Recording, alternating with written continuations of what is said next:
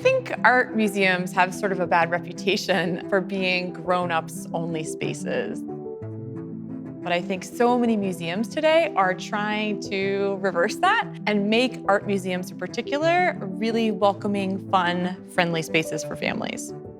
We're part of a wave of museums who think of families as a core audience, and we want kids to be kids.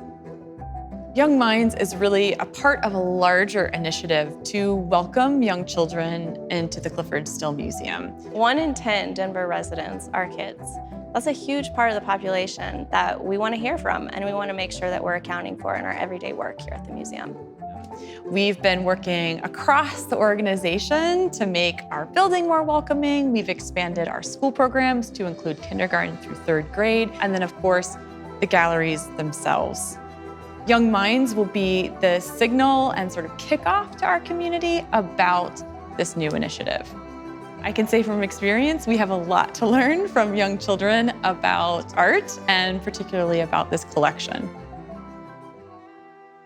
When we first started talking about this exhibition, I think Nicole and I were very aware of the fact that this couldn't just be an exhibition for very young kids. Quickly, we realized that this was going to be easier than we thought. So many of the exhibition's foundational themes are really multidisciplinary and will interest people of all ages. The themes in the exhibition are really related to the existing research on aesthetic preference and development.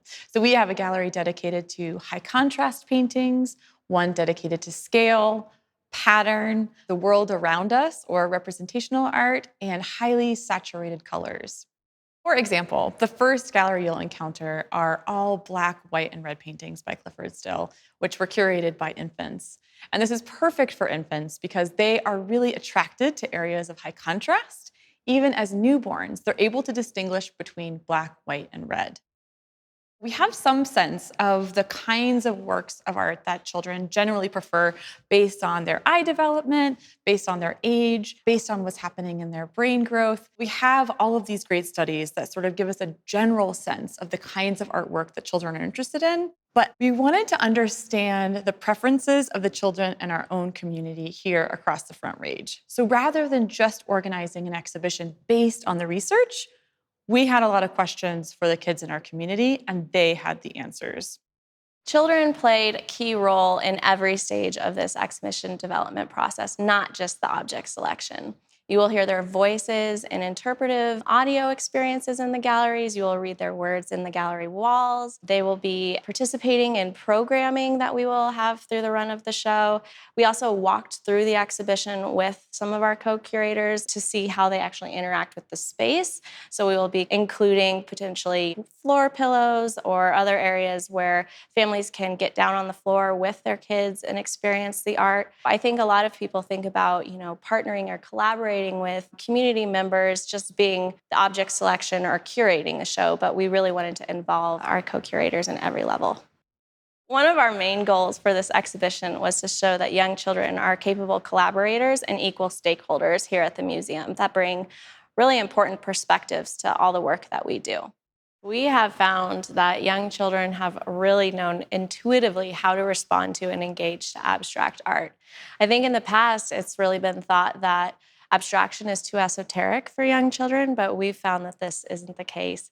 I will never forget the first time that Bailey and I met with our infant co-curators. The teachers were sharing representations of the paintings with them, and Bailey and I were observing via Zoom.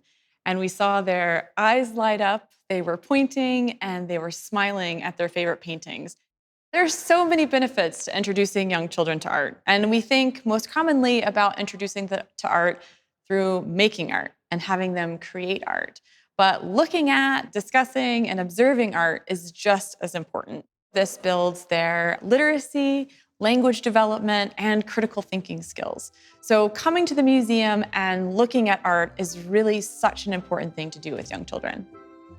This is the first exhibition that we've curated in collaboration with our community, hopefully the first of many to come.